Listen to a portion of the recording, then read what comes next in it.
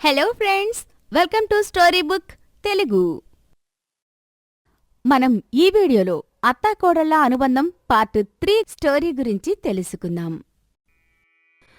ఒక ఊరిలో బేబమ్మ, గీత అనే అత్తాకోడళ్ళు ఉన్నారు.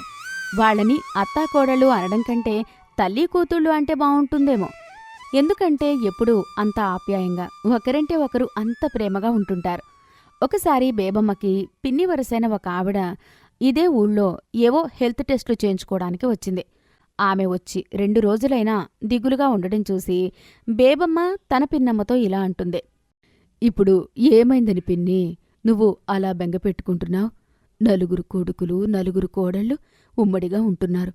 ఇల్లంతా మనవలు, మనవరాళ్లతో ఎప్పుడూ సందడిగా ఉంటుంది. అలాంటి చక్కటి వాతావరణం చూస్తూ సంతోషంగా ఉండాలి కాని ఏదో కాస్త సుస్థి చేసిందని ఇలా అయిపోతావా చెప్పు అని తన పిన్నమ్మని సముదాయిస్తూ అంది. అప్పుడు ఆ పిన్నమ్మ కళ్ళంట నీళ్లు పెట్టుకుంటూ ఇలా తన బాధని చెప్పుకుంటుంది. ఈరోజు వరకు నా మనసులో ఉన్న బాధని ఎవరికీ చెప్పుకోలేదే బేబీ. ఇప్పుడు నీ మాటలు వింటుంటే నీతో చెప్పుకొని తేలిక పడాలనిపిస్తోంది. అయ్యో, పర్వాలేదు పిన్ని, చెప్పు అని అనడంతో పిన్నమ్మ తన బాధని ఇలా చెప్తుంది. అసలు నా అనారోగ్యానికి కారణం నా ఆఖరి కోడలు స్వప్నే. పెళ్ళై మనింట్లో అడుగు పెట్టిన తర్వాత మనలో ఒకటిగా కలిసిపోతుందనుకుంటే వచ్చిన కొద్ది రోజులకే వేరే కాపురం పెట్టాలని, నా కొడుకుని మా నుండి దూరం తీసుకెళ్లాలని ప్రయత్నాలు మొదలుపెట్టింది. నిజానికి అది చేస్తున్న ప్రయత్నాలు అందరికీ అర్థమయ్యాయి. కానీ ఇక్కడ మన ఎవరి మనస్సుల్లో అలాంటి ఆలోచనలు లేకపోవడంతో ఆమె పాచిగా పెద్దగా పారడం లేదు. అందుకే ఆ కోడలిప్పుడు ప్రతిదానికి నన్నే సూటిపోటి మాటలతో బాధించడం మొదలుపెట్టింది అని చెప్పి అసలు జరిగిన కథ మొత్తం చెప్పసాగిందే. అలా ఆ పినతల్లి కూతుళ్ళ ముచ్చట్లు 3 గంటల పాటు సాగిన తర్వాత బేబమ్మ కోడలు గీత వచ్చి మాట్లాడుకుంటున్న ఆ తల్లి కూతుళ్లతో ఇలా అంది. అత్తయ్య, నాన్నమ్మ, వంట పూర్తయిపోయింది, మీరు వచ్చేస్తే మీకు వడ్డించేస్తాను అని పిలవడంతో గీతని చూసి తన కూతురు బేబమ్మతో ఇలా అంటుంది. ఏమైనా నువ్వు అదృష్టవంతురాలివే బేబీ. చక్కగా అత్త మనసు అర్థం చేసుకునే కోడలొచ్చింది. కానీ నా కర్మకి అలాంటి కోడలొచ్చి పడింది. ఏ జన్మలో ఏ పాపం చేశానో ఏమో అని మళ్ళీ బాధపడుతుంటే ఆమె మూడ్ డైవర్ట్ చేయడానికి గీత ఇలా అంటుంది. నాన్నమ్మగారు, ఇలా మీరు కన్నీళ్లు పెట్టుకుంటూ భోజనం చేశారంటే కూరలో కారం ఎక్కువైందేమో అని నేను కంగారు పడతాను. కనుక భోజనం అయ్యేంతవరకు మీరు ఏడవకండి అని అనేసరికి పిన్నమ్మ మొక్కల్లో చిరునవ్వు వచ్చింది. అలా ఆ ముగ్గురు భోజనాలు ముగించుకున్నాక పిన్నమ్మ నడుమాల్చుకుంది. కాని అత్తగారు బేబమ్మ మాత్రం ఆలోచనలో ఉంది. అప్పుడు కోడలు గీత అత్తగారితో ఇలా అంటుంది. అత్తయ్య, మీరు ఆలోచిస్తుంది నాన్నమ్మగారి గురించేనా? అవునే, పాపం పిన్నిని ఆఖరి కోడలు తనని మరీ ఇబ్బంది పెట్టేస్తోంది. ఈ మనిషేమో అవన్నీ మనసుకు తీసుకొని ఇలా దిగులు పడిపోతోంది అని చెప్పింది. అప్పుడు కోడలు గీత ఇలా అంటుంది. అత్తయ్య, దానికి అంత బాధపడ్డం దేనికి చెప్పండి? మనమున్నాం కదా, మన అత్తాకోడళ్ల మంత్రాన్ని ఆ అత్తాకోడళ్ల మీద ప్రయోగిద్దాం అని చాలా తేలికగా చెప్పి తన అత్త వెనుక తాను ఉన్నాను అనే భరోసా ఇచ్చింది. సాయంత్రానికి పిన్నమ్మ నిద్ర లేచే సమయానికి బేబమ్మ, గీత ఇద్దరూ ప్లాన్ రెడీ చేసి ఉంచారు. సాయంత్రం పిన్నమ్మని సరాగా పెరట్లో చల్లగాలికి కూర్చోబెట్టి అత్తాకోడళ్ళిద్దరూ ఇలా చెప్తున్నారు. నాన్నమ్మగారు, మీ బెంగ తీరడానికి, మీ కోడలికి బుద్ధి చెప్పడానికి ఒక మంచి ప్లాన్ ఆలోచించి పెట్టాము. అవును పిన్ని, నా కోడలు మంచి ఆలోచన చెప్పింది. అలా చేశావంటే నీ కోడలు దిగి వస్తుంది. నా మాట నమ్ము అని ఇద్దరూ భరోసా ఇచ్చేసరికి పిన్నమ్మకు గుండెల మీద బరువు దిగినట్టనిపించి ఇలా అంటుంది. చాలా సంతోషమే. మీరిద్దరూ అంత ఖచ్చితంగా చెప్తున్నారంటే అదేదో మంచి ఆలోచనే అయి ఉంటుంది. ఇంతకీ దీనికోసం నేనేం చెయ్యాలో చెప్పండి, చేస్తాను అని చాలా హుషారుగా అడగడంతో అత్తగారు తనకి కోడలు చెప్పిన ప్లాన్ని తన పిన్నమ్మకి చెప్పింది. అంతే, ఆ మరునాడే పిన్నమ్మ రోగం అక్కడిదక్కడా ఎగిరిపోయినట్టు చెంగున తన ఊరికి ప్రయాణమైంది.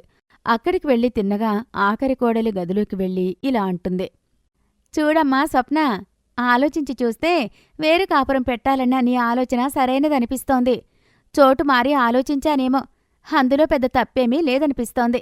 అందుకే మీ వేరు కాపురానికి నేనే స్వయంగా వచ్చి పాలు పొంగిస్తాను అని చెప్పేసరికి ఆ ఆఖరి కోడలి ముఖం వెలిగిపోతూ అత్తగారితో ఇలా అంటుంది. బుద్ధుడికి బోధి చెట్టు కింద బల్బు వెలిగినట్టు మీకు ఆ ఊరు వెళ్తే కాని నా బాధ అర్థం కాలేదు. సరే అత్తయ్య, ఇల్లు వెతికేయమని మీడియేటర్కి చెప్పేస్తాను.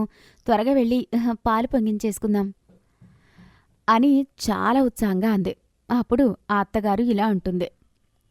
ఆ చేద్దాం చేద్దాం కోడలా, కాని ఒక చిన్న షరతు. నువ్వు నా కొడుకుకి ఏ లోటు రాకుండా ఓపికగా చూసుకుంటావు, సంసారాన్ని చక్కబెట్టగలవు అని నాకు నమ్మకం కలిగేలా చేసి చూపించాలి ముందు అని అసలైన మెలిక పెట్టింది. పాపం ఆ కోడలికి అసలు విషయం తెలియక ఇలా అంటుంది. చెప్పండత్తయ్యా, ఏం చేయమంటారు అంది. అప్పుడు అత్తగారు ఇలా అంటుంది. ఏం లేదమ్మా, ఒక నెలపాటు ఈ ఇంట్లో ఎవరూ లేరనుకో, నువ్వొక్కదానివే ఉన్నావనుకో. ఇంటి పనులన్నీ నువ్వే పూర్తి చేసుకుని ఇంటిని ఎలా చక్కబెట్టుకుంటావో చూపించు చాలు. మళ్ళీ చెప్తున్నా, ఇంటి నిండా ఇంతమంది ఉన్నా నీకు మాత్రం ఎవరూ లేనట్టే. ఎందుకంటే ఎవరూ ఏ పని అందుకోరు కనుక అన్ని పనులు నువ్వే చక్కబెట్టాలి. మరి వేరు కాపురం అంటే అంతే కదా, మొత్తం బరువంతా నువ్వే మోయాలి కదా. అందుకే నీకు అనుభవం వస్తుందని అలా అంటున్నాను అని అసలు ఫిట్టింగ్ పెట్టేసింది. అప్పుడు కోడలు ఇలా అంటుంది. ఇందులో ఏముందిలే అత్తయ్య, ఇంటి పనులు పెద్ద కష్టమేముంది. సరిగ్గా ప్లాన్ చేసుకుంటే 3 గంటలు, ఆ తర్వాత తిని పడుకోవచ్చు కూడా అని చెప్తుంది.